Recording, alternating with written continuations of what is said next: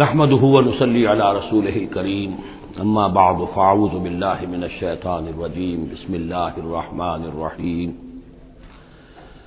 سبحان الذي أسرى بعبده ليلا من المسجد الحرام إلى المسجد الأقصى الذي باركنا حوله لنريه من آياتنا إنه هو السميع البصير وآتينا موسى الكتاب وجعلناه هدى لبني إسرائيل ألا تتخذوا من دوني وكيلا ذرية من حملنا مع نوح إنه كان عبدا شكورا صدق اللہ العظیم۔ اس سے پہلے کہ ہم سورہ بنی اسرائیل کا ترجمہ شروع کریں، سورہ نحل کے آخری حصے میں ایک بڑی عظیم آیت آئی تھی کہ جس کے حوالے سے کسی قدر وضاحت ہونی چاہیے، لیکن چونکہ اس وقت میں چاہتا تھا کہ وقت کے اندر اندر اس کا ترجمہ مکمل ہو جائے تو میں اس وقت رکا نہیں۔ یہ آیت نمبر 125 ہے سورہ مبارکہ کی ادعو الی سبیل ربک بالحکمۃ والموعظۃ الحسنۃ وجادلھم باللتی ہی احسن۔ اصل میں اس میں دعوت اسلامی اور دعوت دین کے تین مختلف لیولز کا تذکرہ ہے۔ عام طور پر اس کو ایک ہی چیز سمجھ کر لوگوں نے ترجمہ بھی کیا ہے، وضاحت بھی کی ہے، لیکن دقت نظر سے جائزہ لیا جائے تو چونکہ انسانوں میں مختلف قسم کے انسان ہیں تو دعوت و تبلیغ کے بھی اسی اعتبار سے مختلف گوشے کہہ لیجئے، مختلف لیولز کہہ لیجئے۔ مثلا یہ کہ انسانوں میں ایک چھوٹی بڑی ہی مائنیوٹ مائنورٹی ہوتی ہے جن کو ہم انٹیلیجنسیا کہتے ہیں۔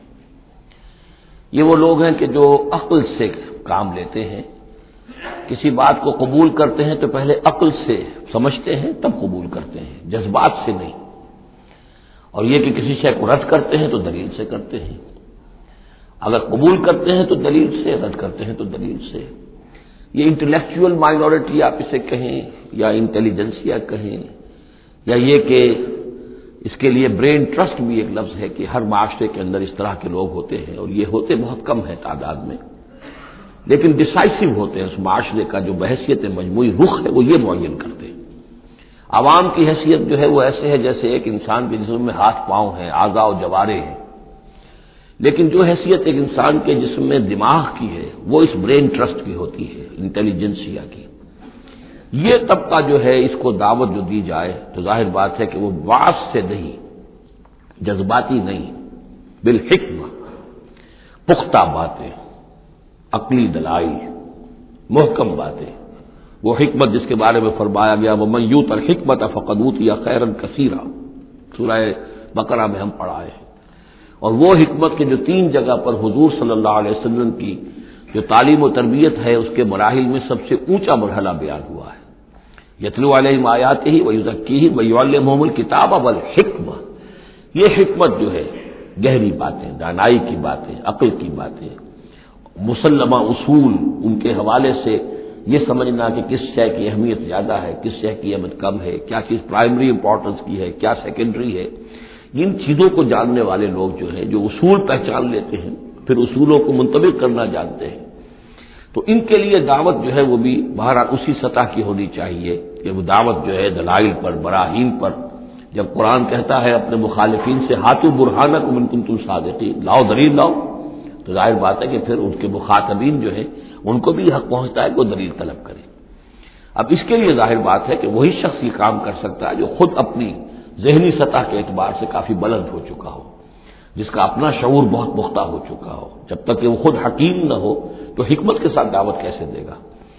لیکن ایک ہے عام سطح لوگوں کی، عام لوگ جو ہیں جن کے دماغوں میں اس طرح کے کوئی فطور نہیں ہوتے، کوئی وہ عقل کی چھلنی لگی ہوئی نہیں ہوتی، ان کے جذبات جو ہے اچھے، اگر جذبات اچھی بات کہی جائے تو جذباتی طور پر بھی اپیل ہو جاتی ہے۔ یوں سمجھیے کہ دل جو ہے ان کے کھلے ہیں، کھلی کتاب کے مانند ہے، آپ جو چاہیں لکھ دیجئے، جیسے کھلی صاف سلیٹ ہے اس پر آپ نے جو چاہا لکھ دیا۔ ایسے لوگوں کے لیے یہ ہے کہ موعظۃ الحسنہ، ایک بات جو ہے اچھی بات ہو، خلوص سے ساتھ کہی جائے، وہ شخص یہ محسوس کرے کہ جو بات یہ کہہ رہا ہے مجھ پر دھوس نہیں جمانا چاہتا، اپنے علم کا روب نہیں ڈالنا چاہتا، بلکہ یہ در حقیقت میری خیر خواہی کی وجہ سے مجھ سے نفرت نہیں کرتا، میری تحقیر نہیں کر رہا ہے، جو یہ مجھ سے کہہ رہا ہے وہ خلوص سے کہہ رہا ہے۔ از دل خیزت بر دل ریزت، دل سے بات نکلے گی اور دل پہ جا اترے گی. یہ ہے موعظہ حسنہ. عوام الناس کے لیے دعوت جو ہے وہ اس لیول کے اوپر ہوتی ہے. وہ زیادہ عقلی اور منطقی اور بحثیں اور ان کے سامنے فلسفے کی جو ہے وہ کتابیں کھول کر آدمی بیٹھ جائے تو یہ گویا کہ ان پر ظلم ہے، یہ ان کے لیے تکلیف مالا یطاق ہے. تو سب سے اوپر کا لیول ہے ادعو الی سبیل ربک بالحکمہ، پھر ہے والموعظۃ الحسنہ عوام کے لیے. نمبر 3 وہ ہوتے ہیں کچھ لوگ معاشرے کے اندر کہ جو لوگوں کو گمراہ کرنے پر تلے ہوتے ہیں. مثلاً عیسائی مشنریز ہیں، انہیں تو خرچے ملتے ہیں، ان کے تنخواہیں ہیں، ان کے بجٹس ہیں، بڑی بڑی حکومتوں کی طرح کے بجٹ ان کے ہیں. ان کی ٹریننگ اس لیے ہو رہی ہے، انہیں خاص خاص ایشوز کے اوپر ٹرین کر کے بھیجا جاتا ہے مناظرہ کرنے کے لیے. قادیانیوں کا نظام ہے، بہائیوں کا نظام ہے. ان کے لیے یہ ہے کہ لوگوں کو ٹریننگ دے کر وہ مجادلے کے لیے، مناظرے کے لیے، بحث کے لیے، اس کے لیے ان کو تیار کیا گیا ہوتا ہے.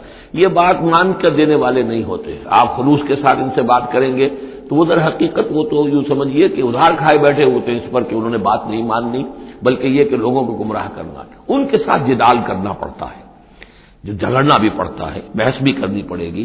لیکن اس بحث میں بھی جو ہمارے ہاں مناظرے کا لفظ آیا ہے، قرآن مجید میں مناظرے کا لفظ نہیں آیا ہے، مجادلے کا لفظ آیا ہے. جادلہم، ہاں ان سے جھگڑو، انہیں جواب دینے پڑیں گے ایسے کہ جو انہیں خاموش کر دیں. اگر وہ خاموش نہیں ہوں گے تو عوام الناس کے اوپر ان کا اثر ہو جائے گا. لیکن اس مجادلے میں بھی تمہارا اپنا اخلاقی معیار برقرار رہنا چاہیے. نیچے نہ اترو، گالم گلوچ پر نہ آ جاؤ، بہت گھٹیا انداز اختیار نہ کر لو، بلکہ جیسے کہا گیا کہ ان کے معبودوں کو گالیاں نہ دینی شروع کر دو، بلکہ یہ کہ ان میں بھی ہمیں آداب، اس کے اندر بھی آداب کو ملحوظ رکھتے ہوئے. تو یہ 3 لیولز ہیں. ادعو الی سبیل ربک بالحکمۃ والموعظۃ الحسنۃ وجادلہم باللتی احسن. اب اس میں ہر ایک کے لیے پھر تیاری کرنی ہوگی.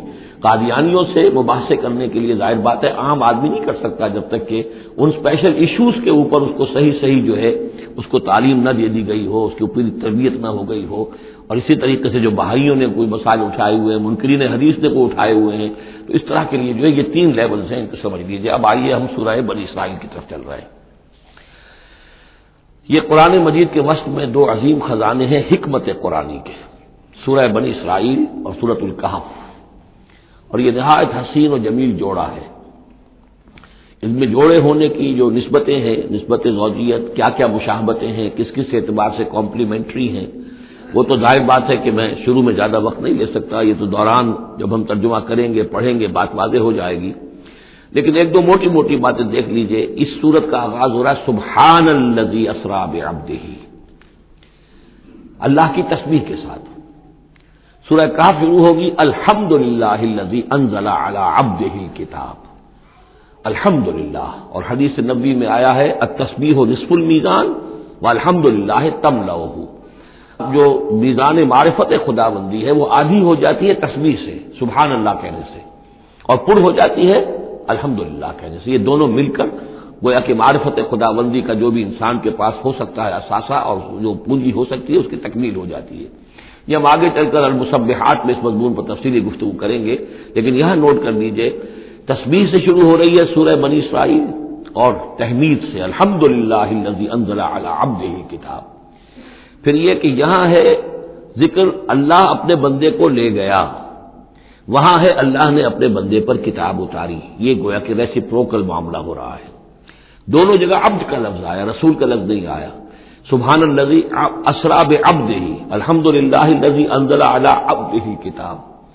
اس طرح آخر میں آپ دیکھیں گے 2 آیتیں اس سورہ مبارکہ کی جو ہے قل سے شروع ہوں گی. قل ادعوا اللہ عبد الرحمن ایما تدعوا فلہ الاسماء الحسنی. اسی طریقے سے آخری آیت بھی ہے. اور پھر اسی طریقے سے سورہ کہف کی بھی آخری 2 آیتیں قل سے شروع ہوں گی. یہ 4 قل ہیں. 4 قل تو سورتوں کے ہیں، قل یا ایھا الکافرون اور قل هو اللہ احد اور قل اعوذ برب الفلق اور قل اعوذ برب الناس. 4 قل بہت مشہور ہیں. لیکن یہ 4 قل جو ہیں، 2 آیتیں قل والی یہ جو سورہ بنی اسرائیل کے آخر میں آئیں گی، اور 2 آیتیں قل والی جو سورہ کہف نہایت عظیم آیات ہیں.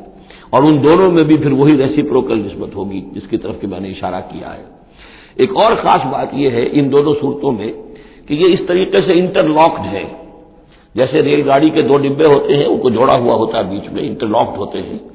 یہ جو ہے وہ ختم ہوگی سورہ مبارکہ کبر ہو تکبیرا قل الحمدللہ الذی لم یتخذ ولدا کہو کہ کل حمد، کل تعریف اللہ کے لیے ہے جس نے کسی کو اپنا بیٹا نہیں بنایا. یہ آخری آیت ہے. اور اس حکم پر گویا کہ تعمیل کرتے ہوئے اگلی صورت نازل ہو رہی ہے، الحمدللہ الذی انزل علی عبدہ الکتاب ولم یجعل لہ عوجا. اس طریقے سے یہ دونوں جوڑے جو ہیں باہم انٹرلاک بھی ہیں.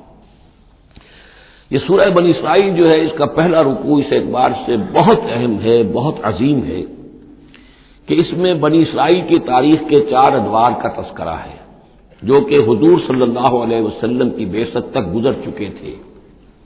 2000 برس کی تاریخ ان کی ہے جس کو کہ 4 ادوار میں یہاں 4 آیتوں میں سمو کر بیان کر دیا گیا.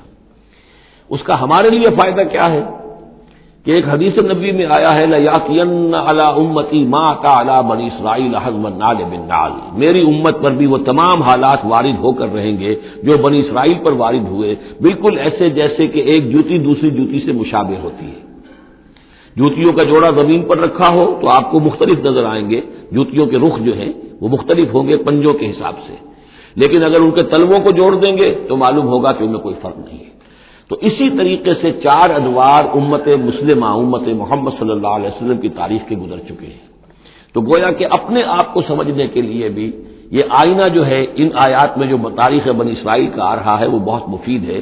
چنانچہ اس پر میں نے آج سے کوئی سن 74 کی بات ہے تو اب سمجھ لیجئے کہ 24 برس ہونے کو آ رہے ہیں یا 23 برس تو ہو ہی چکے ہیں.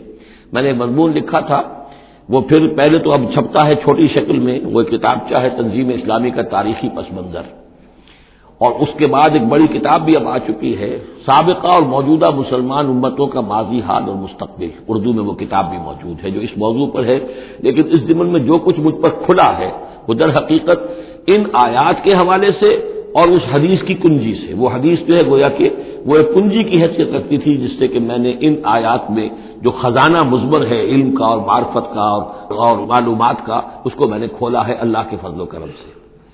اب جو ہے انگریزی میں بھی یہ کتابچہ جو ہے چھوٹا بھی موجود ہے، rise and fall of the Muslim امہ، اور دوسری طرف انگریزی میں اب دوسری کتاب کی بھی ترجمانی آ گئی ہے، لیسنز فرام ہسٹری، اور وہ سب کے سب جیسا کہ میں نے عرض کیا یہاں سے ماخوذ ہے. سبحان الذی اسری بعبدہ لیلا من المسجد الحرام الی المسجد الاقصی. پاک ہے وہ ذات کہ جو لے گئی راتوں رات اپنے بندے کو صلی اللہ علیہ وسلم مسجد الحرام سے، یعنی مکہ مکرمہ خانہ کعبہ کے پاس سے، الی المسجد الاقصی، دور کی مسجد کی طرف، یعنی یروشلم بیت مسجد اقصی جو کہ قبلہ رہا ہے بنی اسرائیل کا. الذی بارکنا حولہ، جس کے ماحول کو ہم نے بابرکت بنایا ہے. یہ بابرکت اس اعتبار سے بھی ہے کہ بہت ہی یعنی دنیاوی اعتبار سے بھی بہت زرخیز علاقہ ہے، بہت اچھی آب و ہوا ہے، اور اس اعتبار سے بھی کہ یہاں سینکڑوں نبی آئے ہیں. حضرت ابراہیم کا مدفن بھی وہیں ہے، حضرت ابراہیم کا مسکن وہ رہا ہے، بہت سے انبیاء وہاں رہے ہیں، اور یہ جو مرکز رہا ہے یروشلم کا ہیکل سلیمانی، یہ نہ معلوم کتنے نیک لوگ جو ہے یہاں رہے ہیں اور یہاں پر عبادتیں ہوتی رہی ہیں. تو وہ پورا ماحول جو ہے روحانی اعتبار سے بھی مادی اعتبار سے بھی بڑا بابرکت ہے. یہ اشارہ ہو رہا ہے معراج کے سفر کی طرف جس کے 2 حصے ہیں، ایک حصہ زمینی اور ایک حصہ پھر آسمان کی طرف. زمینی حصہ یہ ہے کہ مسجد حرام سے اور مسجد اقصی یروشلم تک حضور کو لے جایا گیا، اور اس کے بعد پھر وہاں سے جو ہے اسینٹ، جو اوپر اٹھنا جو ہے آسمانوں کی طرف کا سفر جو ہے وہ شروع ہوا ہے. قرآن مجید میں یہاں صرف اس پہلے حصے کا ذکر کیا ہے، اور اس کا خاص سبب کیا ہے؟ اس کا سبب یہ ہے کہ اب گویا کہ اعلان ہو رہا ہے کہ محمد الرسول اللہ صلی اللہ علیہ وسلم کو اللہ تعالیٰ ان دونوں دین کے جو توحید کے عظیم مراکز تھے ان کا متولی بنا رہا ہے، محمد کو اور ان کی امت کو صلی اللہ علیہ وسلم وعلی صحابہ الصلاۃ والسلام. اس حوالے سے آپ کو وہاں لے جایا گیا، وہاں تمام انبیاء کرام ان کی ارواح وہاں جمع ہوئی، جو بھی ان کو اللہ تعالیٰ نے اس کو جسد دیے ہوں گے، مثالی جسد دیے جن حقیقتوں کو ہم نہیں جان سکتے، یہ تمام جو ہے پھر متشابہات میں آ جائے گا. وہاں حضور نے ان کی امامت کی، پھر وہاں سے آسمان کی طرف آپ کا سفر کا جو ہے وہ عروج کا معراج کا سفر شروع ہوا ہے. اس کا ذکر قرآن مجید میں دوسرے حصے کا جو ہے وہ پھر سورۃ النجم میں آئے گا مختصر طور پر، یہاں صرف اس کے زمینی حصے کا ذکر ہے. سبحان الذی اسری بعبدہ لیلا من المسجد الحرام الی المسجد الاقصی الذی بارکنا حولہ لنریہ من آیاتنا، تاکہ ہم دکھائیں اسے اپنے بندے کو محمد کو صلی اللہ علیہ وسلم اپنی آیات. انہ هو السمیع العلیم، یقیناً سمیع البصیر، یقیناً وہی اللہ ہے سب کچھ سننے والا، سب کچھ دیکھنے والا۔ اب اس کے بعد وہ جو مرکز تھا وہاں پر، چونکہ بنی اسرائیل کی تاریخ کا وہ مرکز رہا ہے، حضرت سلیمان علیہ السلام نے اس کو تعبیر کیا تھا، تو اب ان کی تاریخ کا حوالہ شروع ہو رہا ہے۔ وآتینا موسیٰ الکتاب، اور ہم نے موسیٰ کو کتاب دی تھی یعنی تورات، وجعلناہ ھدی لبنی اسرائیل، اور ہم نے اسے بنایا تھا ہدایت نامہ، رہنمائی بنی اسرائیل کے لیے۔ وہ ھدی للناس اس معنی میں نہیں تھی کہ تمام نوع انسانی کے لیے ہو، بلکہ وہ در حقیقت بنی اسرائیل کے لیے ہدایت نامہ۔ وجعلناہ ھدی لبنی اسرائیل اللہ تتخذوا من دونی وکیلا، اور اس کی تعلیم کا لب لباب اور خلاصہ، توحید کا اصل جو جوہر ہے، مغز ہے، وہ کیا ہے؟ اللہ کے سوا کسی کو کارساز نہ سمجھو، مت پکڑو کسی اور کو میرے سوا کارساز، کسی پر تمہارا بھروسہ، کسی پر توکل نہ ہو میرے سوا۔ یہ توحید کا لب لباب ہے اور خلاصہ ہے۔ ذریۃ من حملنا مع نوح، اے وہ لوگ ہو جو اولاد ہو ان کی جن کو ہم نے اٹھایا تھا نوح کے ساتھ، سوار کیا تھا کشتی میں نوح کے ساتھ۔ حضرت نوح علیہ السلام کے 3 بیٹے، سام، حام، یافس، اور ظاہر بات ہے سام ہی کی نسل ہے یہ کہ جس میں حضرت ابراہیم کی پیدائش ہوئی، اور انہی کی نسل ہے یہ بنی اسرائیل۔ تو گویا کہ یہاں ذکر ہو رہا ہے کہ وہ جو لوگ حضرت نوح علیہ السلام کے ساتھ بچا لیے گئے تھے ان کی کشتی میں، انہی میں سے ایک کی نسل تم ہو۔ ذریۃ من حملنا مع نوح انہ کان عبدا شکورا، یقیناً وہ ہمارا بہت ہی شکر گزار بندہ تھا حضرت نوح علیہ السلام کے بارے میں۔ وَقَضَيْنَا إِلَىٰ بَنِي إِسْرَائِيلَ فِي الْكِتَابِ لَتُفْسِدُنَّ فِي الْأَرْضِ مَرَّتَيْنِ، اور ہم نے یہ پہلے ہی متنبہ کر دیا تھا بنی اسرائیل کو کتاب میں کہ 2 مرتبہ تم زمین میں بڑا فساد مچاؤ گے، وَلَتَعْلُنَّ عُلُوًّا كَبِيرًا، اور بہت ہی تم سرکشی کرو گے، بہت بڑی سرکشی کرو گے۔ یعنی 2 ادوار تم پر ایسے آئیں گے، شرارتیں کرو گے، سرکشی کرو گے، دین سے دور ہو جاؤ گے، لہو و لعب میں مبتلا ہو جاؤ گے، عیاشیوں کے اندر، اور اس میں تمہارا جو ہے اللہ تعالیٰ کی طرف سے پھر تمہارے اوپر عذاب کے کوڑے برسیں گے۔ اب یہاں پہ بٹوین دی لائن یہ ہے کہ اس سے پہلے ان کا ایک دور آیا کہ جس کے اندر ان کو اللہ تعالیٰ نے ان پر رحمتیں فرمائیں، کیونکہ ہم کچھ چیزیں پڑھ چکے ہیں تاریخ بنی اسرائیل کے ضمن میں، وہ ذہن میں رکھیے۔ حضرت موسیٰ علیہ السلام لے کر نکلے بنی اسرائیل کو مصر سے، تو یہ 1400 قبل مسیح کی بات ہے۔ اس کے بعد وہ آئے ہیں، تورات انہیں ملی ہے جبکہ وہ جبل طور کے پاس پڑاؤ ڈالا ہے۔ وہاں سے پھر شمال مشرق کی طرف چلے ہیں، جب کہا گیا کہ جنگ کرو قوم نے انکار کر دیا، تو 40 برس تک کی سزا مل گئی ان کی بزدلی کی وجہ سے، 40 برس تک وہ اسی صحرا میں بھٹکتے پھرے۔ اسی دوران حضرت موسیٰ کا انتقال ہو گیا اور حضرت ہارون کا بھی انتقال ہو گیا۔ لیکن پھر صحرا میں جو نسل پیدا ہوئی وہ پلی بڑھی، وہ ہمت والی تھی، مشقت دیکھی ہوئی تھی اس نے پھر جنگ کی اور جہاد کیا۔ حضرت یوشع ابن نون جو خلیفہ اول تھے حضرت موسیٰ علیہ السلام کے، ان کی سرکردگی میں تو فلسطین فتح کر لیا۔ پہلا شہر جو فتح ہوا وہ اریحا یا جریکو ہے، تو آج بھی موجود ہے وہ شہر۔ اس کے بعد انہوں نے کچھ عرصے کے اندر پورا فلسطین فتح کر لیا، لیکن غلطی یہ کی کہ اس میں ایک مرکزی حکومت نہیں بنائی، بہت سے 12 حکومتیں، 12 قبیلے تھے، جیسے 12 چشمے ان کو دیے گئے تھے، 12 حکومتیں بنا لی۔ پھر آپس میں لڑنے بھی لگے، طوائف الملوکی ہوئی۔ تو آس پاس کے جو مشرک اور کافر قومیں تھیں سیریا وغیرہ میں اور آس پاس اردن کے رہنے والی، انہوں نے پھر جو ہے ان کے اندر ریشہ دوانی شروع کی، اور ایک دور یہ آیا کہ اس میں ان کو بہت سے لوگوں کو اپنے گھروں سے نکال دیا گیا، اور وہ لوگ بڑی زوال سے دوچار ہو گئے۔ تب انہیں ہوش آیا، انہوں نے سیموئیل نبی جو ان کے تھے ان سے کہا کہ ہمارے لیے سپہ سالار مقرر کیجئے، ایک سپہ سالار ہو تاکہ اس کے پیچھے ہم سب کے سب 12 کے 12 قبیلے جمع ہو کر جنگ کریں، تو پھر یہ کہ اپنے دشمنوں پر فتح حاصل ہو۔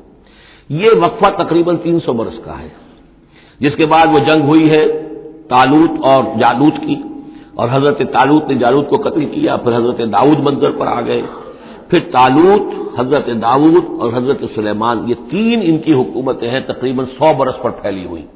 16 برس طالوت کے، 40 برس حضرت داؤد کے، 40 برس حضرت سلیمان کے۔ یہ گویا کہ ان کی خلافت راشدہ ہے۔ جیسے ہمارے یہاں حضرت ابوبکر کا دور مختصر ہے، پھر حضرت عمر، پھر حضرت عثمان رضی اللہ تعالی عنہم، یہ مل کر جو ہمارے ہاں بنتے 24 برس 3 خلافتوں کے، ان کے ہاں یہ 100 برس کا عرصہ ہے۔ لیکن حضرت عثمان کے بعد آپ کو معلوم ہے کہ تقسیم ہو گئی تھی مملکت، اس لیے کہ حضرت علی رضی اللہ تعالی عنہ کی خلافت کو حضرت امیر معاویہ نے تسلیم نہیں کیا، تو شام اور مصر کے علاقے علیحدہ رہے۔ بالکل اسی طرح ہوا وہاں پر بھی کہ حضرت سلیمان کے بعد ان کے دو بیٹوں میں جو مملکت تقسیم ہو گئی، ایک شمالی مملکت تھی جو جس کا نام اسرائیل تھا اور سامریہ اس کا دارالخلافہ تھا، ایک جنوبی تھی یہودا اور وہ اس کا جو ہے یا یروشلم اس کا دارالخلافہ. تو اس طریقے سے دو ملک یہ بن گئے. یہ زمانہ ان کا ابھی عروج کا بہرحال ہے، کچھ کئی سو برس ان کے عروج کے گزرے، پھر ان میں خرابیاں آئیں، پھر ان کے اندر شرک مشرکانہ اوہام آ گئے، دنیا پرستی آ گئی، شریعت کا مذاق بنانا ہو گیا معاملہ، تو پھر ان پر زوال آیا. پہلا زوال جو آیا، پہلے اسیرینز نے شمالی مملکت جو تھی اسرائیل کی اس کو ختم کر دیا. یہ کوئی ختم کیا انہوں نے اس سے کافی پہلے 700-800 برس قبل حضرت مسیح کے. اس کے بعد جو اصل آیا ہے نبوکڈنضر جو نمرود تھا عراق کا، اس کا حملہ ہوا 587 قبل مسیح میں. انہوں نے یروشلم کو برباد کیا، 6 لاکھ کو قتل کیا، 6 لاکھ کو قیدی بنا کے لے گیا، اور یہ کہ یروشلم میں 2 اینٹیں سلامت نہیں رہنے دیں اور ہیکل سلیمانی کو مسمار کر دیا. یہ ان کا بدترین دور آیا. تقریباً 125 برس یہ کیپٹیوٹی میں رہے بیبیلونیا میں، 6 لاکھ کو ہانک کر لے گیا وہاں پر. بدترین دور. تو پہلا عروج اس کا جو کلائمیکس تھا وہ داؤد اور سلیمان کا دور حکومت، اور پہلا زوال جس کا یوں سمجھیے کہ سب سے نیچے کی پوزیشن یہ ہے جو کیپٹیوٹی کا دور ہے ان کا. اس کے بعد حضرت عزیر علیہ السلام ان میں آئے، اللہ نے بھیجا، انہوں نے دعوت اصلاح توبہ کی بنیادی کی، پھر یہ لوگ کچھ ٹھیک ہوئے. ادھر یہ کہ ایران نے حملہ کیا تھا عراق پر اور ان کو آزاد کر دیا تھا کہ جاؤ تم، کہ خورس نے ذوالقرنین نے کہ تم جاؤ اور جا کر اپنا شہر دوبارہ آباد کر لو. تو یہ پھر آ گئے، حضرت عزیر کے ساتھ ہو کر آئے ہیں. تو یہ تقریباً 458 قبل مسیح میں پھر یہ دوبارہ آئے ہیں. تو یہ سمجھیے کہ 125 برس تک یہ جو شہر ہے اجڑا پڑا رہا ہے. اسی دوران میں حضرت عزیر کو اللہ تعالیٰ نے 100 برس کے لیے سلائے بھی رکھا ہے، وہ بہت ان پر طاری کر دی تھی جو سورہ بقرہ میں ہم پڑھ کر آئے ہیں. یہ سارے واقعات کو آپ یوں سمجھ لیجئے کہ یہ علیحدہ علیحدہ ٹکڑے جو ہم نے پڑھے ان کو جوڑ لیجئے. بہرحال پھر ان کے اندر یہ کہ ایک نیکی کی تحریک چلی، پھر ان کے اندر لوگوں نے توبہ کی، پھر اللہ نے انہیں دوبارہ ایک عروج عطا کیا، مکابی سلطنت قائم ہوئی. اور وہ جہاں تک دنیاوی حدود ہیں، زمینی حدود، وہ حضرت سلیمان کی مملکت سے بھی بڑی تھی. یہ ان کا دوسرا دور عروج ہے. لیکن پھر ان کے اندر زوال آیا، پھر خرابی آئی، پھر وہی دنیا پرستی، وہی عیاشیاں، وہی بدماشیاں، وہی مشرکانہ اوہام. اس کے نتیجے میں پھر ان پر جو کوڑے پڑے ہیں وہ پہلے تو پڑے ہیں یونانیوں کے ہاتھوں. سکندر مقدونی نے پہلے فتح کیا ان کو، پھر سلیوکس جو اس کا اس سے پہ سالار تھا وہ ان پر حکمران رہا ہے. اس کے بعد یہ ہے کہ پھر رومنز آ گئے، رومنز نے ان کو فتح کر لیا، ان کی حکومتیں چلتی رہی. یہ دوسرا دور ہے. اس دور میں پھر یہ ہے کہ رومنی کے ہاتھوں سن 70 عیسوی میں دوبارہ یروشلم تباہ و برباد ہوا. 1,33,000 یہودی ایک دن میں قتل کیے. پھر دوبارہ وہ ٹیمپل یا ہیکل سلیمانی جو دوبارہ تعمیر کر لیا تھا حضرت عزیر کے بعد، پھر وہ مسمار کر دیا گیا اور وہ آج تک مسمار پڑا ہوا ہے. اور گویا کہ حضور صلی اللہ علیہ وسلم کی بعثت کے وقت 500 برس ہو چکے تھے اس کو مسمار ہوئے ہوئے. سن 70 عیسوی میں وہ مسمار ہوا اور 571 میں حضور کی پیدائش ہے. یعنی آپ کی پیدائش بھی پورے 500 برس بعد ہوئی ہے، جبکہ یہ رومیوں کے ہاتھوں ہیکل سلیمانی تباہ و برباد کر دیا گیا تھا. یروشلم میں پھر کوئی متنفس نہیں رہا، لیکن یہ کہ بعد میں جو ہے ان کو یہاں سے نکال باہر کیا گیا، ان کا ڈائسپورا شروع ہو گیا. وہ ڈائسپورا اس صدی کے شروع میں ختم ہوا ہے، وہ پھر میں بعد میں بات کروں گا. یہ ساری داستان بڑی اہم ہے، اس لیے کہ یہ سابقہ امت مسلمہ ہے. یہ وہ امت مسلمہ ہے جس کے ہاں 1400 برس تک نبوت رہی، جس کے ہاں 3 کتابیں نازل ہوئی ہیں، جن کے بارے میں قرآن میں 2 جگہ ہے کہ یا بنی اسرائیل اذکروا نعمتی التی انعمت علیکم وانی فضلتکم علی العالمین، میں نے تمام جہان والوں پر تمہیں فضیلت دی. تو اسی طریقے سے پھر ان کو معزول جب کرنے کے بعد ہم سامنے آئے ہیں تو حضور نے بتایا وہی کچھ تم پر بھی ہوگا اور وہی کچھ ہم پر بھی ہوا ہے. ہمارا بھی پہلا عروج عربوں کی زیر قیادت تھا، پھر زوال آیا. پہلے پٹائی ہوئی کروسیڈرز کے ہاتھوں، پھر جو پٹائی ہوئی ہے، بڑی پٹائی جو ہوئی ہے وہ ہوئی ہے پھر ہلاکو اور چنگیز کے ذریعے سے، فتنہ تاتار. اس کے بعد پھر جو ہے وہ قیادت بدل گئی، عربوں کی قیادت کے بجائے ترکوں کی قیادت آ گئی. وہ وہی لوگ جنہوں نے لاکھوں کروڑوں مسلمان قتل کیے پھر وہ ایمان لے آئے، اسلام لے آئے. انہی کے ذریعے کی مختلف حکومتیں بنی، ترکان تیموری اور ترکان صفوی اور ترکان سلجوقی اور ترکان عثمانی. لیکن اس کے بعد پھر ان پر بھی زوال آیا. وہ ہم نے دیکھ لیا اس صدی میں گریٹ اوٹومان امپائر جو ہے اس صدی کے شروع میں ختم ہو گئی. اور ہم پر بھی جو دوسرا جو دور آیا عذاب کا وہ یورپ کی قوموں کے ذریعے سے آیا. کہیں انگریز آ گئے، کہیں فرانسیسی آ گئے، کہیں اطالوی آ گئے، کہیں اسپینیئرز آ گئے، کہیں ڈچ آ گئے، تو جیسے کہ یہودیوں پر بھی دوسرا عذاب جو آیا تھا وہ گریکس اور رومنز کے ہاتھوں، اسی طریقے سے مسلمانوں پر بھی دوسرا زوال کا دور جو آیا ہے وہ یورپین کولونیل پاورز کے ہاتھوں آیا۔ ہم نے یہ طے کر دیا تھا، پہلے ہی سنا دیا تھا بنی اسرائیل کو کہ تم اپنی تاریخ میں 2 مرتبہ بہت فساد مچاؤ گے اور بہت سرکشی کرو گے۔ فَإِذَا جَاءَ وَعْدُ أُولَاهُمَا، جب ان دونوں میں سے پہلے وعدے کا وقت آ گیا، بَعَثْنَا عَلَيْكُمْ عِبَادًا لَنَا أُولِي بَأْسٍ شَدِيدٍ، ہم نے تم پر مسلط کر دیے اپنے ایسے بندے جو بڑی سخت جنگ کرنے والے، بڑے سخت جنگجو تھے۔ فَجَاسُوا خِلَالَ الدِّيَارِ، تو وہ تمہاری آبادیوں میں، ملکوں میں گھس گئے۔ وَكَانَ وَعْدًا مَفْعُولًا، اور وہ وعدہ جو اللہ کا تھا وہ پورا ہو کر رہا۔ یعنی جب تم شرارت کرو گے، جب تم دین سے برگشتہ ہو جاؤ گے، جب تم اللہ کی کتاب کو، اللہ کے قانون کو جو ہے وہ مذاق اور ہنسی بنا لو گے، تو پھر تم پر ہمارے عذاب کے کوڑے پڑیں گے۔ یہ میں بتا چکا ہوں، پہلے یہ کوڑے آئے اسیرینز کے ہاتھوں جنہوں نے ختم کر دیا اسرائیلی مملکت کو، پھر یہ آئے نیبوکڈنیزر کے ہاتھوں، بیبیلونینز کے ہاتھوں، جس نے کہ یروشلم کو بھی برباد کیا، 6 لاکھ کو قتل کیا، 6 لاکھ کو ساتھ لے گیا اور ہیکل سلیمانی مسمار کر دیا۔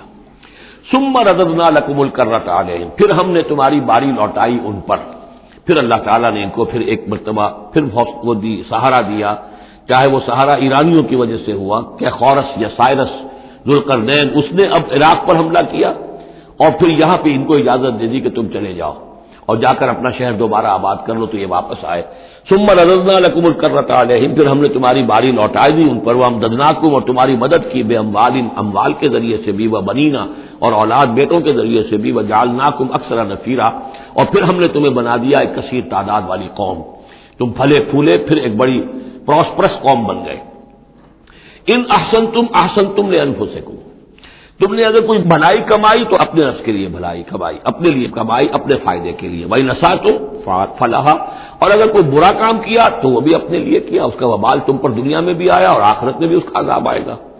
فَإِذَا جَاءَ وَعْدُ الْآخِرَةِ، جب وہ دوسری مرتبہ کی وہ سرکشی اور تمرد اور شیطنت تمہاری اور تمہارا جو ہے دین سے برگشتگی کا دور آیا، تو دوسرے وعدے کا وقت آیا، لِيَسُوءُ وُجُوهَكُمْ، یہاں وہ الفاظ محذوف سمجھیے، بَعَثْنَا عَلَيْكُمْ عِبَادًا لَنَا أُولِي بَأْسٍ شَدِيدٍ، وہ گویا کہ الفاظ یہاں ریپیٹ نہیں کیے گئے۔ دوبارہ پھر ہم نے تمہارے اوپر ایسے زوردار لوگوں کو مسلط کیا، لِيَسُوءُ وُجُوهَكُمْ، تاکہ وہ تمہارے چہروں کو بگاڑ دیں، تمہارے حلیے بگاڑ دیں۔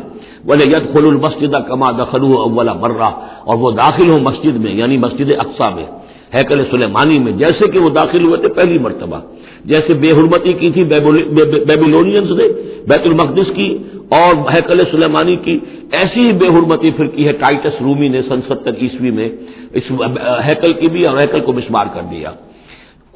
لِيَدْخُلُوا الْمَسْجِدَ كَمَا دَخَلُوهُ أَوَّلَ مَرَّةٍ وَلِيُتَبِّرُوا مَا عَلَوْا تَتْبِيرًا، اور یہ کہ تباہ و برباد کر دے ہر اس شے کو جس کے اوپر بھی ان کو اختیار اور قبضہ حاصل ہو جائے۔ عَسَىٰ رَبُّكُمْ أَن يَرْحَمَكُمْ، یہ دور گزر چکے 2000 برس، یعنی ان کا سیکنڈ جو سمجھیے کہ زوال کی انتہا تھی وہ چلی آ رہی تھی 500 برس سے محمد الرسول اللہ صلی اللہ علیہ وسلم کی بعثت کے وقت تک۔ ایک عروج، ایک زوال، پھر عروج، پھر زوال، اور زوال کو 500 برس ہو گئے تھے جبکہ حضور کی بعثت ہوئی اور یہ قرآن نازل ہوا۔ ان حالات میں کہا جا رہا ہے عسیٰ ربکم ان یرحمکم، تمہارا رب اب بھی تم پر رحم فرمانے کو تیار ہے، ممکن ہے کہ تمہارا رب تم پر رحم کرے۔ وَإِنْ عُدْتُمْ، اگر تم نے وہی روش اختیار کی، وہی کفر کیا، وہی حق کو ماننے سے انکار کیا اور اعراض کیا، عدنا، پھر ہم وہی کچھ کریں گے جو ہم نے پہلے کیا تھا۔ وَجَعَلْنَا جَهَنَّمَ لِلْكَافِرِينَ حَصِيرًا، اور ہم نے کافروں کے لیے جہنم کو تو باڑا بنا رکھا ہے، جیل تو بنا رکھی ہے ہم نے جو ان سب کا احاطہ کر لے گی، جس طرح کہ جانوروں کے باڑے میں بند کر دیا جاتا ہے، اسی طریقے سے قید خانہ ہم نے تیار کر رکھا، آخرت کا قید خانہ تو ہے ہی، اس دنیا میں بھی تم پر عذاب کے کوڑے برسیں گے۔ ان ھذا القرآن یہدی للتی ہی اقوم، دیکھو اب یہ قرآن جو ہم نازل کر رہے ہیں اپنے بندے محمد پر صلی اللہ علیہ وسلم، یہ گویا کہ اب شاہ درا ہے، اللہ کی رحمت میں داخل ہونا ہے تو اس سے داخل ہونا ہوگا، اس کو مانو تو تمہارے لیے اللہ کی رحمتوں کے دروازے پھر کھل جائیں گے۔ جو بھی اللہ نے وعدے کیے ہیں اپنے اس آخری نبی اور ان کی امت کے لیے، تم بھی اس میں شامل ہو جاؤ گے، انہی کی برکتوں سے تم بھی حصہ پاؤ گے۔ ان ھذا القرآن یہدی للتی ہے اقوم، یقیناً یہ قرآن ہے جو اب راستہ دکھا رہا ہے اور رہنمائی کر رہا ہے اس راہ کی طرف جو سب سے سیدھی ہے، اقوم، وَيُبَشِّرُ الْمُؤْمِنِينَ، اور بشارت دیتا اہل ایمان کو، الَّذِينَ يَعْمَلُونَ الصَّالِحَاتِ، جو نیک عمل بھی کریں، أَنَّ لَهُمْ أَجْرًا كَبِيرًا، کہ ان کے لیے بہت بڑا اجر ہے، وَأَنَّ الَّذِينَ لَا يُؤْمِنُونَ بِالْآخِرَةِ۔ اب دیکھیے جہاں بھی وہ بات آتی ہے عمل کی خرابی کی تو ایمان بالآخرہ کا تذکرہ، اور وہ لوگ کہ جو ایمان نہیں رکھتے آخرت پر، آتدنا لہم عذابا علیما، ان کے لیے تو ہم نے فراہم کیا ہوا ہے دردناک عذاب۔ یہ پہلا رکوع 10 آیات کا بہت ہی اہم ہے تاریخی اعتبار سے، اور اس کو سمجھنا چاہیے۔ یہ خد و خال یہ ہماری ہی گویا کہ امت مسلمہ ایک ہم ہیں، الحمدللہ امت محمد میں شامل ہے، لیکن یہ بھی ایک امت مسلمہ تھی، یہ سابقہ امت مسلمہ ہے، اور ابھی یہ ختم نہیں ہوئی، یہ موجود ہے۔ اگر ڈپوزڈ ہے، معزول کر دی گئی ہے، وہ دوسری بات ہے، اور تقریباً 2000 برس سے یہ بڑے سختیوں کے اندر تھی، لیکن اب تقریباً 100 برس سے یہ ابھر کر آ گئی ہے، اور یوں سمجھیے کہ اب 2 پتنگیں اوپر چڑھ رہی ہیں۔ ایک سابقہ امت مسلمہ کی 1917 سے چڑھنی شروع ہوئی، بالفور ڈکلریشن، 1948 میں اسرائیل بن گیا، 1967 میں اسرائیل کی جو توسیع ہو گئی، 1991 میں آپ کو معلوم ہے کہ جو اس کا اربوں میں ایک ہی دشمن ہو سکتا تھا جس سے اسے خطرہ تھا، عراق، اس کا برکس نکال دیا گیا۔ اب وہ اس پورے علاقے کے اندر تو کتنی بڑی طاقت ہے کہ کسی عرب ملک کے اندر یہ جرت نہیں ہے کہ وہ اسرائیل کا مقابلہ کر سکے۔ لیکن یہ کہ امت مسلمہ میں بھی رینائسنس شروع ہوا ہے، یہ بھی اپنے انتہائی زوال کو پہنچ چکی تھی اس صدی کے آغاز میں، پہلی جنگ عظیم کے بعد جب سلطنت عثمانیہ ختم ہوئی، خلافت ختم ہو گئی 1924 میں، تو اس کے بعد سے یہاں بھی ایک رینائسنس شروع ہو چکا ہے۔ یہاں بھی پھر آزادی کی تحریکیں چلیں، پھر جو ریوائیول کی تحریکیں، احیائی تحریکیں، جماعت اسلامی کی تحریک، اخوان کی تحریک، مخزومی پارٹی، اسی طریقے سے جو ایران میں تھے فدائی، یہ تحریکیں چل رہی ہیں۔ تو اس کو بھی جاننا بہت ضروری ہے کہ یہ جو صدی ہماری گزری ہے اب ختم ہو رہی ہے، اس صدی کے دوران ہمارا ایک زوال کا عمل بھی چل رہا تھا، اور ایک یہ کہ ایک نئی ایک ترقی کی طرف بھی ہم آگے بڑھے ہیں رفتہ رفتہ۔ یہ دونوں پروسیس سائڈ بائی سائڈ، مرج البحرین یلتقیان بینہما برزخ لا یبغیان، یہ دونوں عمل چل رہے ہیں۔ ان تمام چیزوں کا صحیح اندازہ ہونا چاہیے، ذہن میں خاکہ ہونا چاہیے، تاکہ کوئی شخص دین کی خدمت کر رہا ہو تو اسے معلوم ہو زمان و مکان کے اعتبار سے میں کہاں ہوں، کس جگہ کھڑا ہوں، ماضی کیا ہے، سامنے کیا ہے، داہنے بازے کیا حالات ہیں۔ تو یہ ساری چیزیں جو ہیں ان کو سمجھنا بہت ضروری ہے۔ چنانچہ وہ جو میں نے چند کتابوں کا تذکرہ کیا ان کو غور سے پڑھیے، 2 مختصر ہے، 2 ذرا اس سے بڑی ہے۔ وَيَدْعُو الْإِنسَانُ بِالشَّرِّ دُعَاءَهُ بِالْخَيْرِ، اور انسان پکار بیٹھتا ہے شر جبکہ وہ پکار رہا ہوتا ہے اپنے نزدیک خیر، یعنی جب انسان دعا کرتا ہے اللہ یوں کر دے، اسے یہ معلوم نہیں کہ یہ اس کے لیے شر ہے، مانگ رہا ہے، جیسا کہ ہم پڑھ چکے سورہ بقرہ میں، عسیٰ ان تکرہوا شیئا وہو خیر لکم، اے اللہ یہ چیز مجھ سے دور کر دے، جو چیز تم ناپسند کرتے ہو حقیقت میں اس میں تمہارا خیر ہے، وعسیٰ ان تحبوا شیئا وہو شر لکم، اور ہو سکتا ہے تم کسی شے کو پسند کرو اور اس میں تمہارے لیے شر ہے، اللہ یعلم وانتم لا تعلمون، اللہ جانتا ہے تم نہیں جانتے۔ اصل بات کیا ہے کہ اللہ کے حوالے کیا جائے، تفویض الامر، اے اللہ تیرے حوالے، سپردم بے تو مایا خیشرا تو دانی حساب کم و بیشرا، تیرے علم میں جو چیز میرے لیے خیر ہے وہ فیصلہ فرما دے، چاہے مجھے اچھی لگے یا بری لگے، لیکن تیرے علم میں۔ اللہم انی استخیرک بعلمک واستقدرک بقدرتک واسألک من فضلک العظیم، میں تو تیری قدرت سے قدرت چاہتا ہوں، تیرے علم سے خیر چاہتا ہوں، مجھے کیا پتا کس شے میں خیر ہے کس میں شر ہے، تو جانتا ہے۔ لیکن انسان کیا ہے، وہ تو اپنی عقل کو آگے رکھتا ہے، اے اللہ یوں کر دے، ایسا ہو جانا چاہیے، حالانکہ اس کو نہیں معلوم کہ بے وقوف جو شے مانگ رہا ہے وہ اس کے لیے خیر نہیں ہے، شر ہے۔ وَيَدْعُو الْإِنسَانُ بِالشَّرِّ دُعَاءَهُ بِالْخَيْرِ، اور انسان مانگ بیٹھتا ہے اپنے لیے شر جبکہ وہ مانگ رہا ہوتا ہے اپنے تئیں، اپنے خیال میں، اپنے ذوق میں خیر۔ وَكَانَ الْإِنسَانُ عَجُولًا، اور انسان بہت جلد باز ہے، اس جلد بازی کی وجہ سے، شارٹ سائٹڈنس کی وجہ سے وہ شر کو خیر، خیر کو شر سمجھ بیٹھتا ہے۔ وَجَعَلْنَا اللَّيْلَ وَالنَّهَارَ آیَتَيْنِ، اور ہم نے رات اور دن کو 2 نشانیاں بنا دیا ہے۔ فَمَحَوْنَا آیَةَ اللَّيْلِ، تو ہم نے رات والی نشانی کو تو تاریک بنا دیا، اسے مٹا دیا، محو کر دیا۔ وَجَعَلْنَا آیَةَ النَّهَارِ مُبْصِرَةً، اور دن والی نشانی کو ہم نے سجھانے والی بنا دیا، روشن کر دیا۔ لِتَبْتَغُوا فَضْلًا مِّن رَّبِّكُمْ، تاکہ اس روشنی کے اندر تم اپنے رب کا فضل تلاش کرو، تمہاری جو معاشی جد و جہد ہے اس کے لیے بھاگ دوڑ کر سکو۔ وَلِتَعْلَمُوا عَدَدَ السِّنِينَ وَالْحِسَابَ، اور دن اور یہ رات کا جو فرق ہے، تفاوت ہے، الٹ پھیر ہے، اسی سے پھر ہم نے یہ نظام بنا دیا کہ تم حساب کر سکو سالوں کا، اور یہ سارا جو تمہارے نظام الاوقات ہے۔ ایک دن ایک رات ایک دن ہو گیا، پھر ایک دن ایک رات، اس طرح بڑھتے بڑھتے پھر ہفتہ بنتا ہے، جو پھر اس کے بعد جو ہے وہ مہینہ اور سال۔ وَكُلَّ شَيْءٍ فَصَّلْنَاهُ تَفْصِيلًا، اور ہم نے ہر چیز کو پوری طرح کھول کھول کر بیان کر دیا ہے۔ وَكُلَّ إِنسَانٍ أَلْزَمْنَاهُ طَائِرَهُ فِي عُنُقِهِ، اور ہر انسان کے ہم نے چپکا دیا ہے اس کی قسمت یا اس کی نحوست یا اس کی خوشبختی یا اس کی جو بھی ہے بدقسمتی، یہ سب چیزیں انسان کی اپنی گردن میں ہم نے کہیں چپکا دی ہیں۔ اب اللہ جانے کہ یہ کوئی واقعتاً اس کی کوئی مادی حقیقت بھی ہے، شاید کوئی گلینڈ ایسا ہو ابھی جو ابھی تک ہمارے ڈسیکشن میں نہ آیا ہو، کوئی بہت ہی مائکروسکوپک ہو، اور اس میں کوئی بڑا ہی یوں سمجھیے کہ مائکروسکوپک کمپیوٹر اللہ نے لگا رکھا ہے، یہ سب ہو سکتا ہے، کچھ ممکن نہیں کہ پھر ہمیں کہیں معلوم ہو کہ یہاں پر کوئی چیز ہے، وہ نقطے اس کی گردن میں کوئی شے ہے کہ جو ہم نے وہاں پہ لٹکا دی ہے۔ وَكُلَّ إِنسَانٍ أَلْزَمْنَاهُ طَائِرَهُ، طائر کا لفظ جو آتا ہے عام طور پر تو نحوست کے لیے آتا ہے، لیکن یہ کہ اس کے ساتھ یہ جو بھی قسمت ہے، کسی کا مقسوم ہے، جو بھی اس کو ملنا ہے، یہ ساری چیزیں جو ہے انسان کی، وہ ہر انسان کے ساتھ گویا کہ اس کی وہ کتاب ام الکتاب میں سے اللہ تعالیٰ نے جو اس کا کھاتا ہے، اس کا ڈیبٹ کریڈٹ وہ یہاں پر لگا دیا ہے۔ وَنُخْرِجُ لَهُ يَوْمَ الْقِيَامَةِ كِتَابًا يَلْقَاهُ مَنشُورًا، اور ہم نکال لیں گے اس کے لیے قیامت کے دن سے ایک کتاب کی شکل میں جسے وہ پڑھے گا، کھلی ہوئی کتاب، یعنی یہیں پر شاید وہ کوئی لگا ہوا ہے، کوئی ریکارڈر ہے کہ جس کے اندر وہ سارے ہمارے افعال و اعمال ریکارڈ ہو رہے ہیں، چاہے وہ کتنا ہی مائکروسکوپک ہو، اور اس کے بعد اس کو نکال کر جو ہے وہ رکھا جائے ایک چپ کے اندر۔ آپ کو معلوم ہے چپسی کا تو سارا کھیل اس دنیا میں چل رہا ہے، اس میں آپ کی پوری زندگی کی فلم موجود ہے، آپ نے ایک ایک حرف جو زبان سے نکالا وہ موجود ہے، آپ کے ذہن میں جو جو خیالات آتے رہے وہ موجود ہے، آپ کے دل میں جو جو نیتیں پروان چڑھتی رہی وہ موجود ہے، وہ ایک چپ جو ہے کفایت کرے گا۔ وَكُلَّ إِنسَانٍ أَلْزَمْنَاهُ طَائِرَهُ فِي عُنُقِهِ وَنُخْرِجُ لَهُ يَوْمَ الْقِيَامَةِ كِتَابًا يَلْقَاهُ مَنشُورًا، اور کہہ دیا جائے گا اقرا کتاب، خود پڑھ لو اپنی کتاب، یہ اپنا اعمال نامہ خود پڑھ لو۔ کفا بنفسک اليوم علیک حسیبا، تم خود بھی آج کافی ہو کہ حساب کر لو، ڈیبٹ کریڈٹ کا حساب جوڑ لو، یہ سارا تمہارے سامنے تمہارا کچا چٹھا موجود ہے۔ من اهتدى فإنما يهتدي لنفسه، جو کوئی بھی ہدایت پر آتا ہے، ہدایت کو اختیار کرتا ہے تو وہ اپنے بھلے کے لیے، اپنے فائدے کے لیے۔ ومن ضل فإنما يضل عليها، اور جو گمراہ ہوتا ہے تو ظاہر بات ہے وہ اپنے اوپر ہی اس کا وبال لے گا، گمراہ ہوتا ہے اپنے اوپر، اپنے خلاف، اپنے اوپر ہی وبال لے گا۔ ولا تزر وازرۃ وزر اخرى، اور دیکھو نہیں ہوگی کوئی جان اٹھانے والی کسی اور کے جان کے بوجھ کو، ہر ایک کو اپنا بوجھ خود اٹھانا ہے، جو بھی آپ کے اعمال کا انبار ہے وہ آپ کے کندھوں پر ہوگا، کوئی اور نہیں اٹھا سکے گا۔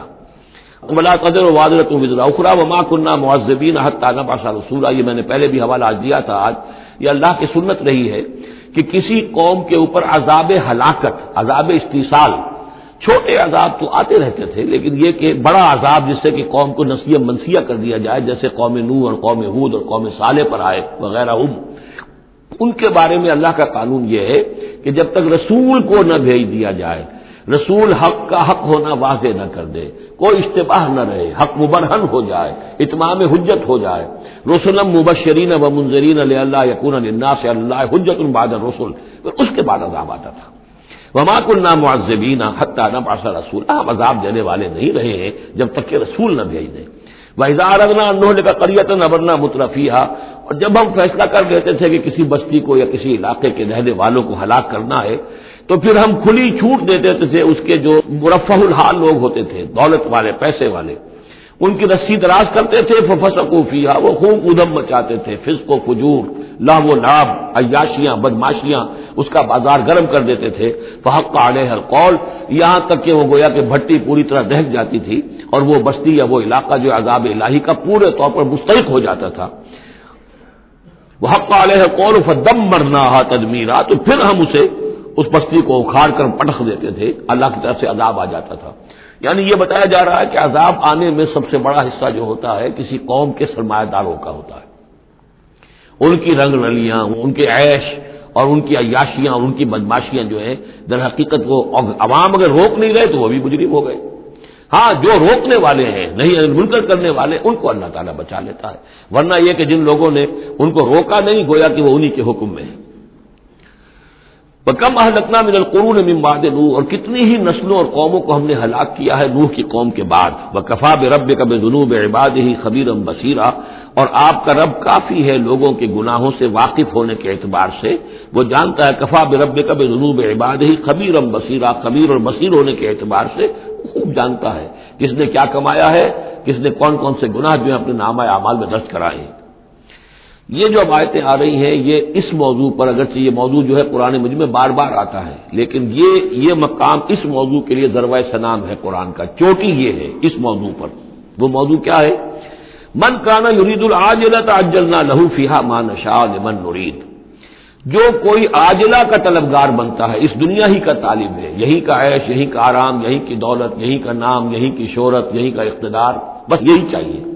من کان یرید العاجلۃ، جو ارادہ کر رہا ہے اسی کا، عجلنا لہ فیہا، تو ہم جلد دے دیتے ہیں اسے اس میں سے، کچھ دولت دے دیں گے، کچھ اور شہرت دے دیں گے، کچھ دنوں کے لیے وزیر اعظم بنا دیں گے، کچھ اور کر دیں گے، ان کی محنت جو ہے اس کو کسی نہ کسی درجے میں کامیاب کر دیں گے، لیکن دو شرطوں کے ساتھ، ما نشاء لمن نرید، جتنا ہم چاہیں گے اور جس کے لیے چاہیں گے۔ یہ ضروری نہیں کہ ہر شخص جو دنیا کا طالب ہے دنیا اسے مل ہی جائے، بہت سے ایسے لوگ ہوتے ہیں وہ ساری عمر اپنے آپ کو ہلکان بھی کر دیتے ہیں، دنیا پھر بھی ہاتھ نہیں آتی، ایسا بھی ہوتا ہے، یہ اللہ کا فیصلہ ہوتا ہے۔ جتنا ہم چاہتے ہیں، جس کو چاہتے ہیں، دنیا میں اس کی محنت کا نتیجہ دے دیتے ہیں۔ من کان یرید العاجلۃ عجلنا لہ فیہا ما نشاء لمن نرید ثم جعلنا لہ جہنم، پھر چونکہ وہ طالب دنیا کا تھا، اس میں سے ہم نے انہیں دے دیا جتنا چاہا، پھر اس کے لیے ہم جہنم مقرر کر دیتے ہیں، یصلاھا مذموما مدحورا، اس میں وہ داخل ہوگا مذمت زدہ ہو کر اور دھکے دیے جا کر۔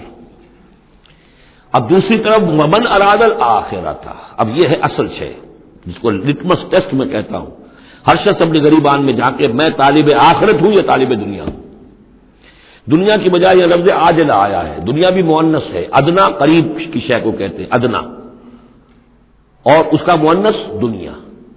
عاجل جلدی والی شے، دنیا جو ہے یہ زندگی نقد ہے اور یہ فوری طور پر ہے، یہاں کی جو راحت ہے وہ بھی نقد ہے، یہاں کی تکلیف ہے وہ بھی نقد ہے، فوری طور پر محسوس ہو جاتی ہے۔ آخرت کی راحت بھی ابھی وہ بعد میں آنے والی شے ہے، اور وہاں کا عذاب بھی بعد میں آنے والا، اس لیے وہ آخرہ ہے۔ تو آخرہ کے مقابلے میں یا دنیا کا لفظ آئے گا یا عاجلہ کا لفظ آئے گا۔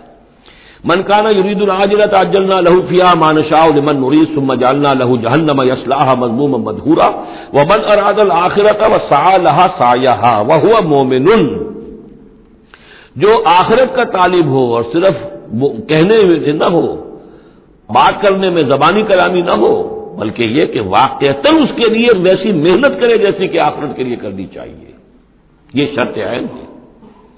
بس سعیھا سعیھا، اس دنیا کے لیے کتنی بھاگ دوڑ کرتے ہو، اس کے ساتھ ذرا مقابلہ کرو، آخرت اس کے مقابلے میں کتنی قیمتی ہے، کتنی بھاگ دوڑ اس کے لیے ہونی چاہیے۔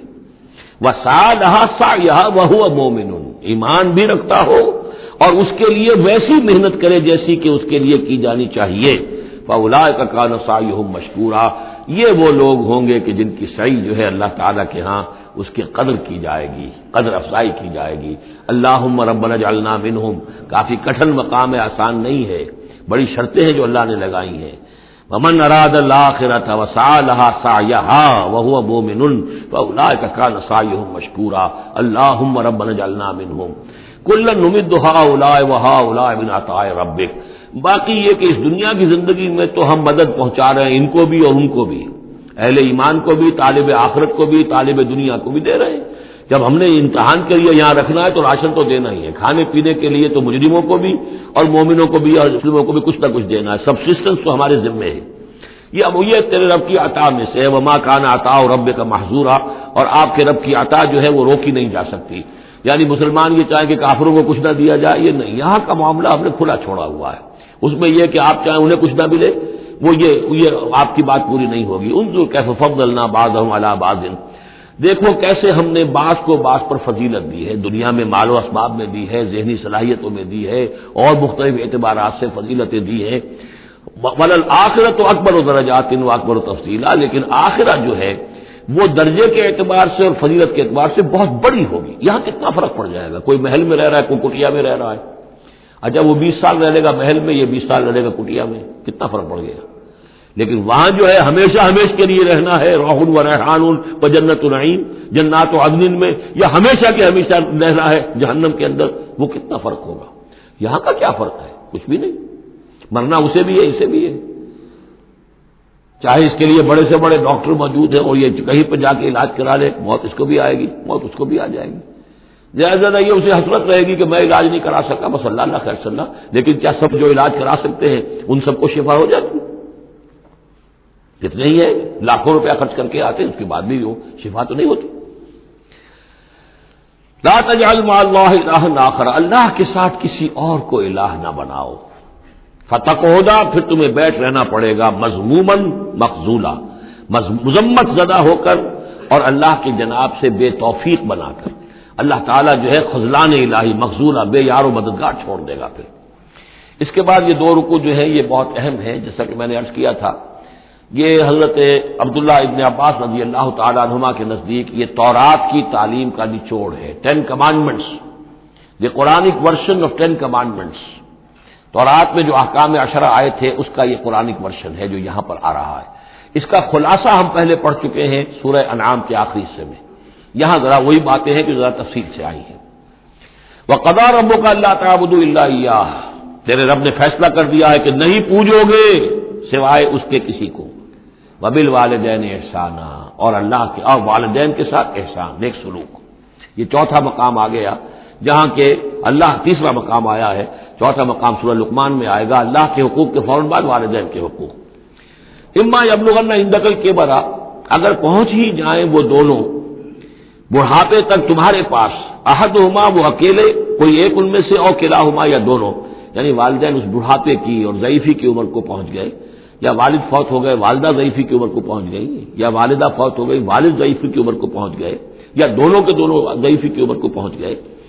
اما یبلغن عندک الکبر احدہما او کلاہما فلا تقل لہما اف، تو انہیں اف تک مت کہو، جھڑکنا نہیں، ولا تنہرہما، ان کو جھڑکو مت، وقل لہما قولا کریما، ان سے بات کرو نرمی کے ساتھ، ادب کے ساتھ۔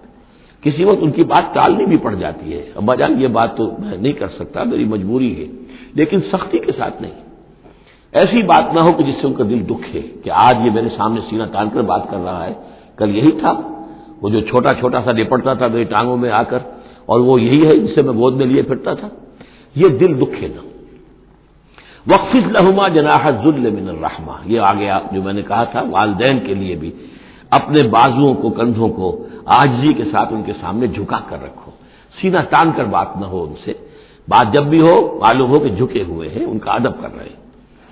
وَقُلْ رَبِّ ارْحَمْهُمَا كَمَا رَبَّيَانِي صَغِيرًا، اور دعا کیا کرو کہ اے میرے رب ان پر رحم فرما دونوں پر، جیسے کہ انہوں نے ہمیں پالا، مجھے پالا جبکہ میں چھوٹا سا تھا، میں تو سب سے زیادہ ضعیف تھا، کمزور تھا، میرے لیے غذا کا، میرے آرام کا، مجھے تکلیف ہو تو تڑپتے یہ تھے، تو اے پروردگار اب ان کے احسانات کا میں کیا بدلہ چکا سکتا ہوں، میں تجھ ہی سے درخواست کرتا ہوں کہ جو کچھ احسانات انہوں نے مجھ پر کیے ہیں تو ان کو، ان کے طفیل، ان کی خطائیں بخش دے اور ان پر رحم فرما۔ وَقُلْ رَبِّ ارْحَمْهُمَا كَمَا رَبَّيَانِي صَغِيرًا رَبُّكُمْ أَعْلَمُ بِمَا فِي نُفُوسِكُمْ، تمہارا رب واقف ہے خوب جو کچھ تمہارے دلوں میں ہوتا ہے۔ ان تکونوا صالحین فإنہ کان للأوابین غفورا، اگر تم واقعی نیک ہوگے تو یقیناً اللہ تعالیٰ تم میں سے جو واقعی اللہ کی طرف رجوع کرنے والے ان کے لیے غفور ہے۔ اس میں اشارہ ہے کسی وقت بوڑھے والدین، جیسے کہ ہم پڑھ رہے ہیں کہ لا یعلم من بعد علم شیئا، وہ کبھی بچوں کی سی عادتیں نوت کر آتی ہیں، پھر کبھی وہ ایسی باتیں کہتے ہیں کہ جو نہیں کی جا سکتی، کہیں روکنا بھی پڑتا ہے، ٹوکنا بھی پڑتا ہے، لیکن یہ کہ اگر مجبوراً کہیں ایسی بات کرو اور کرو ادب کے ساتھ، سختی نہ ہو، تو پھر یہ کہ اللہ تعالیٰ جانتا ہے تمہاری نیت کو، کہ تم اگر اپنے والدین کی یہ بات نہیں مان پا رہے ہو، تمہاری مجبوری ہے، وہ تم جانتے ہو، اللہ تعالیٰ کے علم میں ہے، تو اللہ غفور اور رحیم ہے۔ وَآتِ ذَا الْقُرْبَىٰ حَقَّهُ، اور قرابت داروں کو بھی ان کا حق ادا کرو، والمسکین، اور مسکین کو، وابن السبیل، اور مسافر کو، ولا تبذر تبذیرا، اور نام و نمود کے لیے اپنی دولت مت اڑاؤ۔ تبذیر جو ہے اسراف سے بہت بڑا جرم ہے۔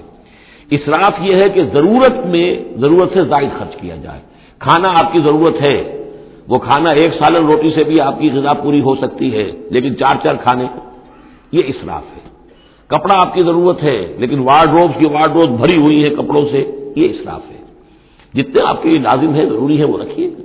اور تبذیر یہ ہے کہ بلا ضرورت خرچ کرنا، صرف نام و نمود کے لیے، اپنی دولت کی نمائش کے لیے، شادیوں پر خرچ ہو رہا ہے اور کس قدر ہو رہا ہے، دھوم دھڑکتا ہے، کوئی اس کی ضرورت نہیں ہے، یہ ہے تبذیر۔ فلا تبذر تبذیرا، اپنی دولت کو نام و نمود کے لیے مت اڑاؤ۔ ان المبذرین کانوا اخوان الشیاطین، یقیناً یہ مبذرین جو ہیں یہ فضول خرچی کرنے والے، بیکار دولت اڑانے والے اپنی دولت کی نمائش کے لیے، یہ شیطانوں کے بھائی ہیں۔ یہ کیوں ہے؟ یہ بات جب میری سمجھ میں آئی تھی تو بہت قرآن مجید کے ایک اعجاز کا ایک پہلو مجھ پر منکشف ہوا تھا کہ وہ جو آیت ہم پڑھ چکے سورہ مائدہ میں، شیطان کیا چاہتا ہے؟ انما یرید الشیطان ان یوقع بینکم العداوۃ والبغضاء فی الخمر والمیسر، شیطان یہ چاہتا ہے کہ تمہارے مابین دشمنی پیدا کرے، بغض پیدا کر دے شراب اور جوئے کے ذریعے سے۔ وہی بغض اور دشمنی جو ہے وہ اس سے پیدا ہوتی ہے کہ کسی سیٹھ صاحب کی بیٹی کی شادی ہے اور اس پر جو کچھ ہو رہا ہے، وہ جو پوری کوٹھی جو ہے وہ بنی ہوئی ہے، بقائے نور بنی ہوئی ہے اور دھوپ جھڑ رہا ہے۔ اچھا اسی سیٹھ صاحب کا کوئی شوفر بھی ہوگا، کوئی پہرے دار ہوگا، کوئی مالی ہوگا، کوئی اس کا خانسامہ ہوگا، اس کی بچی شاید بوڑھی ہو رہی ہو، اس کے ہاتھ پیلے نہیں ہو رہے ہیں، کیا ہوگا اس کے دل میں؟ کیا چھریاں نہیں چل رہی ہوں گی اس کے دل میں؟ کیا پھر محبت پیدا ہوگی یا نفرت پیدا ہوگی؟ پھر تو ایسا ہوگا کہ جب اس کا داؤ چلے گا یہ پیٹ پھاڑے گا اپنے اس سیٹ کا اور لے کر جائے گا۔ یہ ہے وہ دشمنی ڈالنے والی بات، تبذیر جو ہے جس سے کہ دشمنی پیدا ہوتی، طبقاتی شعور پیدا ہوتا ہے، ہیوز اور ہیو ناٹس کے درمیان ایک جو خلیج ہے وہ زیادہ سے زیادہ جو ہے گہری اور چوڑی ہوتی چلی جاتی ہے۔ وَكَانَ الشَّيْطَانُ لِرَبِّهِ كَفُورًا، اور یقیناً شیطان اپنے رب کا بہت ہی ناشکرا تھا۔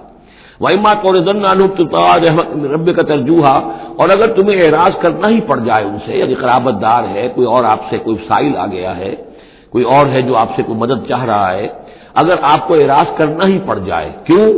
ابتغاء رحمت من ربک ترجوہا، کہ خود تم اپنے رب کی رحمت کے ابھی امیدوار ہو، یعنی اس وقت تمہارے پاس کچھ نہیں ہے، تم بھی امید میں ہو کہ اللہ تعالیٰ تمہیں بھی نواز دے، تمہارے پاس کچھ نہیں ہے، تو اگر اپنے قرابت داروں سے یا ان سے اعراض کرنا پڑ رہا ہے فقل لہم قولا میسورا، تو بات ان سے وہ کرو کہ جو بڑی نرم ہو، شرافت کے ساتھ، انہیں جھڑکو نہیں۔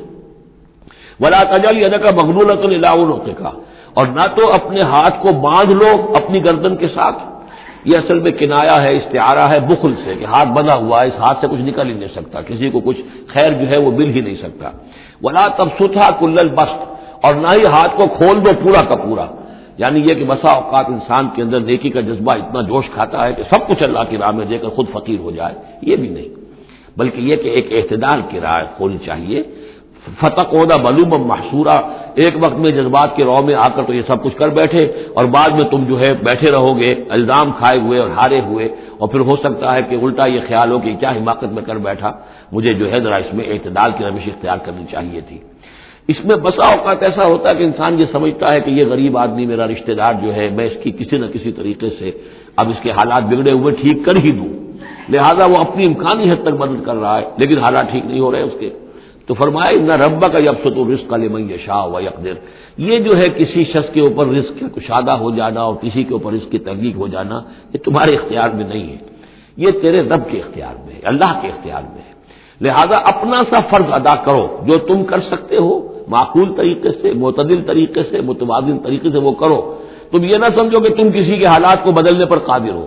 ان ربک یبسط الرزق لمن یشاء ویقدر، یقیناً یہ تو تیرا رب ہی ہے کہ جو کھول دیتا ہے رزق جس کے لیے چاہتا ہے، کشادہ کر دیتا ہے اور تنگ کر دیتا ہے جس کے لیے چاہتا ہے۔ انہ کان بعبادہ خبیرا بصیرا، یقیناً وہ اپنے بندوں کے حق میں اپنے بندوں سے پوری طرح باخبر ہے اور ان کے حالات کو دیکھ رہا ہے۔ ولا تقتلوا اولادکم خشیۃ املاق، اور اپنی اولاد کو قتل مت کرو مفلسی کے اندیشے سے۔ اب یہ جو ہمارے ہاں برتھ کنٹرول کی پوری تحریک ہے پوری دنیا میں، اور مالتھوس صاحب کے زمانے سے یہ تحریک چلی تھی، اور یہ کنٹرول جو ہے آبادی کا، پاپولیشن کنٹرول، تو اگرچہ ہم یہ تو نہیں کہہ سکتے کہ اس کی ساری شکلیں حرام مطلق ہیں، بعض شکلیں اس کی جائز ہیں، اور اس کے لیے ہم صرف یہ کہہ سکیں گے کہ وہ مکروہات میں شامل ہیں، لیکن یہ کہ ایک تحریک کی حیثیت سے در حقیقت یہ نفی ہے ایمان کی، اللہ پر توکل نہیں ہے، اللہ کے رازق ہونے پر بھروسہ نہیں ہے، اپنے حساب کتاب کو جوڑ رہے ہو، تمہیں کیا پتا اللہ کے خزانے کون کون سے ہیں؟ ابھی کچھ عرصے پہلے ہمیں پتہ ہی نہیں تھا کہ سمندر کے اندر سے کیا کچھ غذا نکل آئے گی اور کتنی عمدہ غذا ہوگی۔ یہ گوشت جو آپ کو سمندر سے ملتا ہے یہ کس قدر عمدہ ہے صحت کے لیے، باقی جو گوشت ہم کھاتے ہیں اوپر سے ریڈ میٹ، اس کے اندر کیا کیا ہیزرڈز ہیں اور کیا کیا خرابیاں ہماری صحت کے لیے، اور یہ جو ہے جو ہمیں ملتا ہے سمندر سے یہ کس قدر عمدہ ہے، لحمن طریہ جو ہم پڑھ چکے ہیں، تو معلوم نہیں تھا۔ اسی اعتبار سے جان لیجئے کہ تم اپنی اولاد کو قتل نہ کرو، اگرچہ جو بھی یعنی یوں سمجھیے کہ کنٹراسیپٹیو میتھڈ جو ہیں اس کے اوپر قتل کا اطلاق تو نہیں ہوگا، البتہ یہ کہ اگر باقاعدہ ایبارشن ہوتی ہے تو وہ تو یقیناً قتل ہی کے زد میں آئے گی۔ ولا تقتلوا اولادکم خشیۃ املاق نحن نرزقهم واياکم، ہم ہی ان کو بھی رزق پہنچائیں گے اور تمہیں بھی ہم دیتے ہیں، تم سمجھتے ہو کہ تمہیں رزق خود اپنے ذریعے سے مل رہا ہے، یہ رزق ہم نے ہے جو تمہیں دیا ہے۔ ان قتلهم کان خطا کبیرا، یقیناً ان کو قتل کرنا جو ہے بہت بڑی خطا ہے۔ ولا تقربوا الزنا، اور زنا کے قریب تک مت جاؤ۔ اب یہاں پر یہ نہیں کہا کہ زنا مت کرو، زنا سے تو بہت فاصلے پر رہو، keep at a safe distance. ولا تقربوا الزنا، اس کے قریب تک نہ جاؤ، انه کان فاحشۃ وساء سبیلا، یقیناً یہ بہت بے حیائی کا کام ہے اور بہت ہی برا راستہ ہے۔ ولا تقتلوا النفس التي حرم الله الا بالحق، اور مت قتل کرو اس جان کو، انسانی جان کو جسے اللہ نے محترم ٹھہرایا ہے مگر حق کے ساتھ۔ حق کیا ہے؟ قاتل کو قتل کیا جائے گا، اس کی جان لے لی جائے گی، اس کے قتل کے بدلے خون کے بدلے خون۔ یا مرتد ہے اسلامی ریاست میں اسے قتل کر دیا جائے گا، یا یہ کہ زانی یا زانیہ ہے شادی شدہ اس کو رجم کیا جائے گا، یا یہ ہے کہ اور بھی کوئی قتل کی جو ہے جس کے اوپر یہ کہ عائد ہو جائے، کافر ہے حربی ہے، ہر کافر نہیں جس کے ساتھ اعلان جنگ ہے اسے قتل کیا جائے گا، یہ ہے بالحق۔ ومن قتل مظلوما، اور جسے قتل کر دیا گیا مظلوم طور پر بغیر یعنی کسی حق کے ظلم سے، فقط جعلنا لولیہ سلطانا، تو اس کے ولی کو ہم نے ایک اختیار دیا ہے، اس کے اختیار ہے اب جو مقتول ہے اسلامی قانون میں اس کے ورثاء کو اختیار حاصل ہے، چاہے تو وہ قاتل کی جان لے لے، اصرار کرے اس پر کہ ہم خون کا بدلہ خون، جان کا بدلہ جان لیں گے، چاہے اسے معاف کر دے اور چاہے تو خون بہا لے کر اور جو رقم لے کر جو ہے اس کو معاف کر دے۔ یہ تین شکلیں ہیں لیکن اختیار ان کے پاس ہے، حکومت کے پاس نہیں ہے، کوئی جج یہ فیصلہ نہیں کر سکتا، کوئی صدر مملکت جو ہے اس کا مختار نہیں ہے، جو ہمارے دستور میں ان کو اختیار دے رکھا ہے وہ اسلام کے صریح منافی ہے۔ یہ تو در حقیقت اختیار ہے صرف مقتول کے ورثاء کا۔ فلا یسرف فی القتل، تو وہ بھی قتل میں حد سے تجاوز نہ کرے، یہ نہ کرے کہ ایک آدمی قتل کیا اس کے قبیلے والوں نے ہم ان کے 10 قتل کریں گے، نہیں یہ نہیں، بلکہ یہ کہ ایک قاتل جو ہے در حقیقت قتل کے بدلے اسی قاتل کی جان لی جائے گی۔ انہ کان منصورا، اس کی مدد کی جائے گی، یعنی جو بھی مقتول کے ورثاء ہیں ان کی مدد کی جائے گی۔ ریاست کا کام یہ ہے کہ وہ قاتل کو تلاش کرے، قاتل کو پکڑے، مقدمہ چلائے، اس پر ثبوت فراہم کرنا، یہ سارا ریاست کا کام ہے، لیکن مقدمے میں مدعی ریاست نہیں ہے۔